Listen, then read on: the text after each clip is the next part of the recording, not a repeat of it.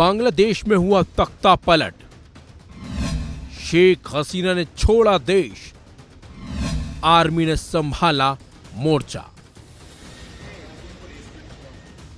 भारत के पड़ोसी देश बांग्लादेश में हिंसा ऐसी भड़की कि शेख हसीना को प्रधानमंत्री पद से इस्तीफा देना पड़ गया। न सिर्फ इस्तीफा देना पड़ गया बल्कि शेख हसीना को अपना देश भी छोड़ना पड़ा है।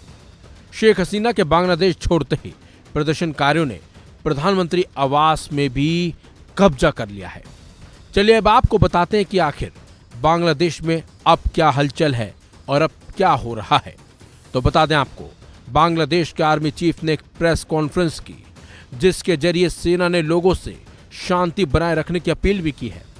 तो वहीं ढाका ट्रिब्यून की रिपोर्ट के मुताबिक शेख हसीना ने जिस समय बांग्लादेश छोड़ा उस वक्त शेख हसीना के साथ उनकी बहन भी थी।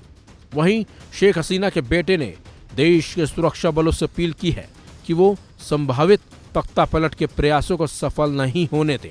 मुख्य विपक्षी पार्टी BNP के कार्यकर्ता बड़ी संख्या में सड़कों पर उतर आए हैं, जो सत्तारूढ़ अवामी लीग के कार्यकर्ताओं को निशाना बना रहे हैं। तो वहीं बांग्लादेश के कानून मंत्री अनीसुल हक का कहना है कि देश में स्थिति उथल पुथल भरी है, मुझे नहीं पता कि मेरा क्या हो रहा है। इसी बीच राजधानी ढाका सहित देश भर में सेना तैनात कर दी गई है, कर्फ्यू लागू है। इससे पहले सत्तारूढ़ अवामी लीग और मुख्य विपक्षी पार्टी BNP के शीर्ष नेतृत्व के बीच सेना हेडक्वार्टर में बड़ी बैठक हुई। बता दें आपको, बांग्लादेश के हालात ठीक वैसे ही बनते जा रहे हैं जैसे कुछ समय पहले पाकिस्तान के थे। पाकिस्तान की तरह ही अंदरूनी कलह से जूझ रही बांग्लादेश में लॉन्ग मार्च का आह्वान किया गया था। छात्र नेताओं ने प्रधानमंत्री शेख हसीना के इस्तीफे की मांग को लेकर सविनय अवज्ञा आंदोलन की घोषणा की थी। बांग्लादेश में छात्र प्रधानमंत्री शेख हसीना के इस्तीफे की मांग करते हुए देशव्यापी कर्फ्यू को तथा बताते हुए सोमवार को राजधानी ढाका तक लॉन्ग मार्च के लिए जुटे हुए थे। एंटी डिस्क्रिमिनेशन स्टूडेंट मूवमेंट ने सोमवार को एक दिन के लॉन्ग मार्च का दरअसल आह्वान किया था। इस लॉन्ग मार्च के मद्देनजर बड़ी संख्या में सुरक्षाकर्मी और बख्तरबंद गाड़ियों को सड़कों पर गश्ती करते देखा भी गया था, लेकिन अचानक से हालात बिगड़ गए और शेख हसीना ने तुरंत इस्तीफा भी दिया और अचानक से ही शेख हसीना अपना देश छोड़ने लगी। यानी कि उन्होंने अपना देश अब पूरी तरह से छोड़ दिया है, जिसकी तस्वीरें भी सामने आई हैं।